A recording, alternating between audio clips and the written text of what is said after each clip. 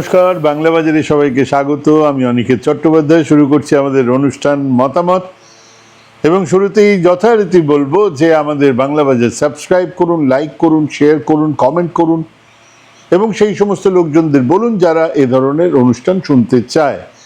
1, 2, আমাদের একটা ছোট্ট সদস্য পদ আছে, যদি পারেন সদস্য হবার চেষ্টা করুন, তাহলে আমাদের কিছু সুবিধা হয়। সদস্য না হলেও অনুষ্ঠান দেখায় কোনো অসুবিধা হবে না।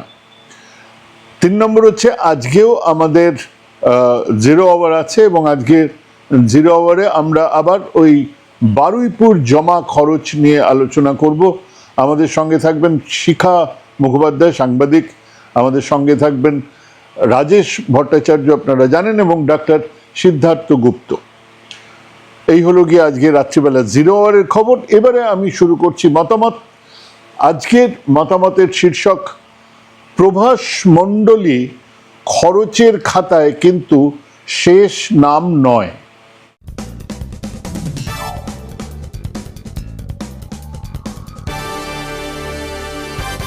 আমাদের সংবিধানের প্রস্তাবনাতে বলা হয়েছে, ভারত স্বাধীন, সমাজতান্ত্রিক, ধর্মনিরপেক্ষ, গণতান্ত্রিক, প্রজাতান্ত্রিক দেশ। স্বাধীন শব্দটা নিয়ে কারোর কোনো দ্বিমত নেই, তার কোনো আলাদা ইন্টারপ্রিটেশন নেই। স্বাধীন মানে স্বাধীন, অন্য কোনো দেশ আমাদের নিয়ন্ত্রণ করে না, পিরিয়ড। হ্যাঁ, আমাদের শাসকেরা কখনো কখনো অন্য কিছু দেশের কাছে মাথা নিচু করে, তাদের শর্ত পালন করে ইত্যাদি, বা করার চেষ্টা করে, সেরকম কথা তো আমরা বলেই থাকি। কিন্তু যাকে বলে অন্য দেশের নিয়ন্ত্রণ, তা নেই, আর তাই আমরা স্বাধীন। ধর্মনিরপেক্ষতা আর সমাজতন্ত্র নিয়ে হাজারো প্রশ্ন আছে।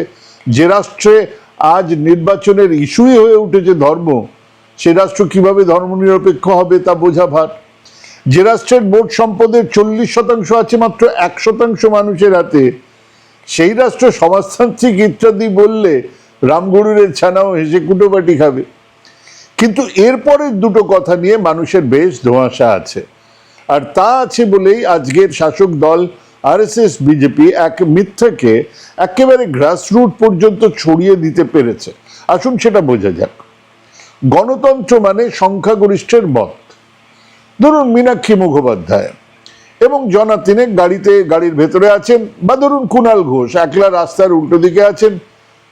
তার উল্টো দিকে অনেক বেশি লোকজন ঠিক করলেন আমরা ডিম ছুড়ব। অনেক বেশি লোকজন, হ্যাঁ, তারা সংখ্যাগরিষ্ঠ, মানে বেশিরভাগ মানুষজন মিলে সিদ্ধান্ত নিচ্ছেন আমরা ডিম ছুড়ব। এটা নাকি তাদের গণতান্ত্রিক অধিকার।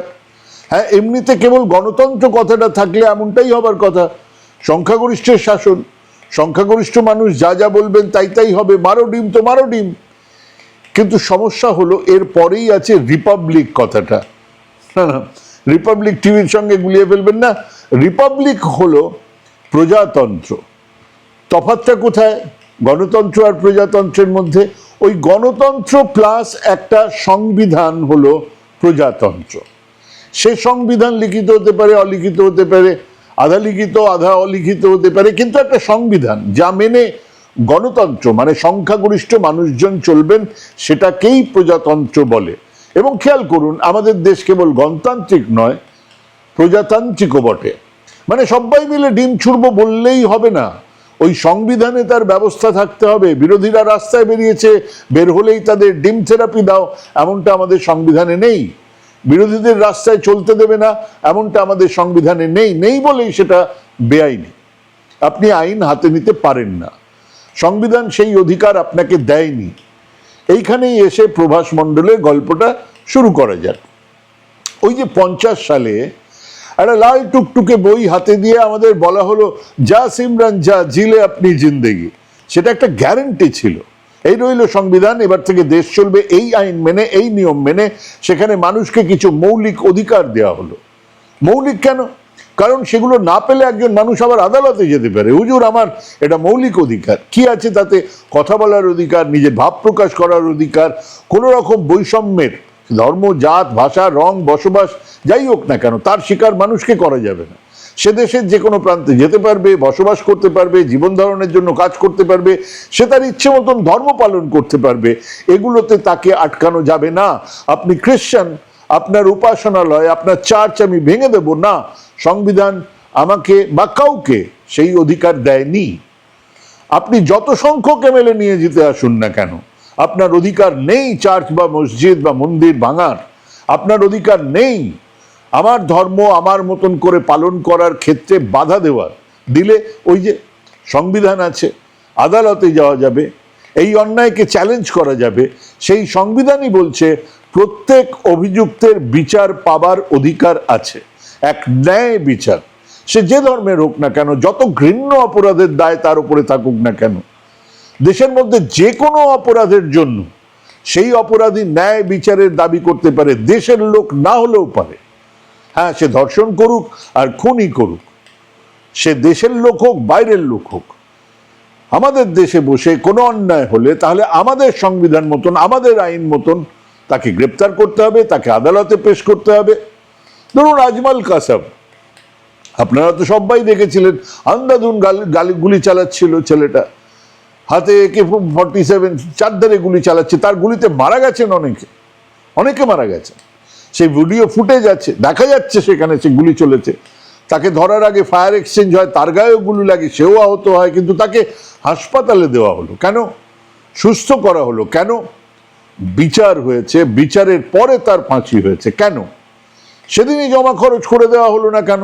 চোখের সামনে তো অন্যায় করছে এবং দেখা যাচ্ছে সে গুলি চালাচ্ছে। কারণ ভারত এক সভ্য দেশ, এখানে আইনের শাসন আছে, তা মানুষের কাছে, পৃথিবীর মানুষের কাছে প্রতিষ্ঠিত করার প্রয়োজনও আছে। অসভ্য বর্বরদের শাসনে ওই সকালে জমা বিকেলে খরচের কথা হয়, সভ্য সমাজে তা হতে পারে না। আমাদের সংবিধান সেই অধিকার কাউকে দেয়নি। কেন দেয়নি? কারণ দুটো। প্রথমটা হলো ওই যে সংবিধান যা প্রত্যেক নাগরিকের জন্য এক ন্যায় বিচারকে সুরক্ষিত করে।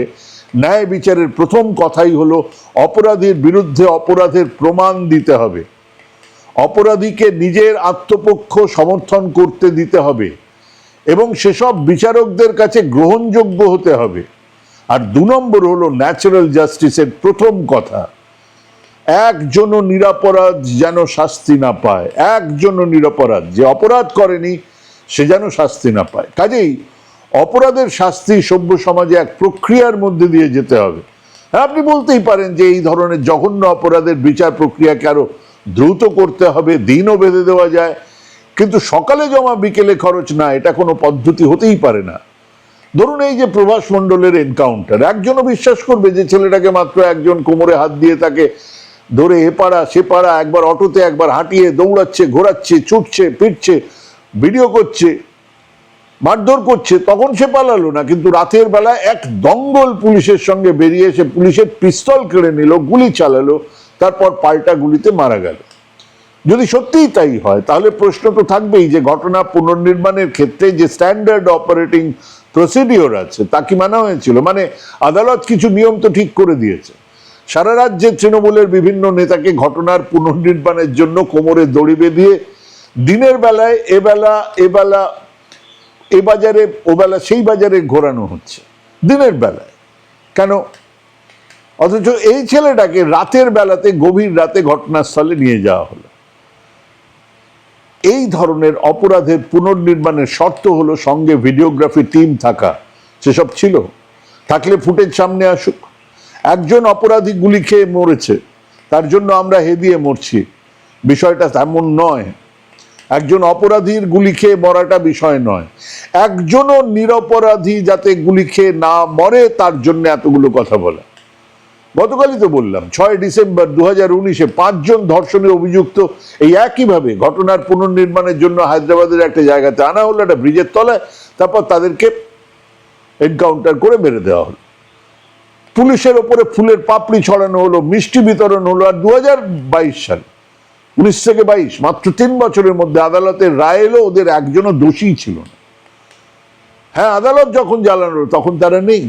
ভাবুন তো, রাজ্যের মানুষের সামনে গান্ধীজিকে গুলি করে মারল এক হিন্দু উন্মাদ নাথুরাম গডসে, তার বিচার হয়নি। এমনটা কি? তার বিচার হয়েছে, উচ্চ আদালতে শুনানি হয়েছে, আত্মপক্ষ সমর্থন করেছে নাথুরাম গডসে, তারপর তাকে ফাঁসি দেওয়া হয়েছে। কেন? কারণ ওই একই সংবিধান আর আইনের প্রথম পাঠ। আর এটা যদি না হয় তাহলে কি হবে? 70 দশকে কলতলায় পড়ে থাকতো যুবকদের লাশ রাস্তার মধ্যে, বরানগর থেকে বেলঘরিয়া, বহরমপুর থেকে ক্যানিং, সর্বত্র সেটাকে জঙ্গলের রাজত্ব বলা হয়। বা পাঞ্জাবে উগ্রপন্থী এই সন্দেহে হাজার হাজার ছেলেকে গুলি করে মারা হয়েছে, যে যার মতো করে বিচার করেছে, গুলি করে মেরেছে। কিন্তু তখনও তার এক আড়াল ছিল, সেগুলো ছিল রাজনৈতিক নেতাদের প্রশ্রয়েই বিচার বহির্ভূত হত্যা, যা ফলাও করে বলা হতো না। বহু চেষ্টা চলতো এক মিথ্যে বর্ণনাকে সামনে আনার, কিন্তু গুজরাটের সোহরাবুদ্দিন, ইসরাত জাহান ফেক এনকাউন্টার থেকে শুরু হলো এই ভারতে ফেক এনকাউন্টারকে এক স্বীকৃতি দেবার পালা। ক্রমশ এক ফেক এনকাউন্টার দর্শন গড়ে উঠল, একটা ফেক এনকাউন্টার ফিলোসফি। সেটা গড়ে তোলার জন্য বলিউডের সিনেমাকে কাজে লাগানো হলো। এক গুচ্ছ সিনেমা পরপর দেখুন ওই সময়ই বেরোচ্ছে, এই এনকাউন্টার স্পেশালিস্টদেরকে নায়ক করে তোলা হলো। अब तक 56 থেকে শুরু করে shoot out at Lokhandwala, shoot out at Wadala থেকে শুরু করে ধারাবাহিক ছবি আসতে শুরু করলো। সেখানে এনকাউন্টার স্পেশালিস্টরা হিরো, এক ধরনের সামাজিক স্বীকৃতি দেওয়া শুরু হলো। ওসব আইন দিয়ে কি হবে, সকালে জমা বিকেলে খরচ। আর তার একেবারে প্রয়োগশালা আমরা দেখলাম যোগী রাজ্য ইউপিতে। ঠোক দো, কোনো কথা না, পুলিশ ঠিক করে নিচ্ছে অপরাধ কে করেছে, তারাই ঠিক করেছে কি হবে, মানে প্রাণে মেরে ফেলা হবে কিনা, দুটো পা অচল করে দেওয়া হবে কিনা। মুখ্যমন্ত্রী নিজেই সভাতে বলছেন ঠোক দো। আমাদের শাসন কাঠামোটা কিরকম? আমাদের আছে লেজিসলেচার, আছে আইনসভা, তারা আইন তৈরি করবেন, আছে প্রশাসন, যারা সেই আইনকে ইমপ্লিমেন্ট করবেন। আর এই দুটো জায়গাতেই কাজটা ঠিক হচ্ছে কিনা তার জন্য আছে একটা বিচার বিভাগ। পুলিশের দায় অপরাধীদের ধরা, প্রমাণ করা, প্রমাণ সমেত তাকে আদালতে পেশ করা, শাস্তি দেওয়া নয়। এখানে তাই হচ্ছে।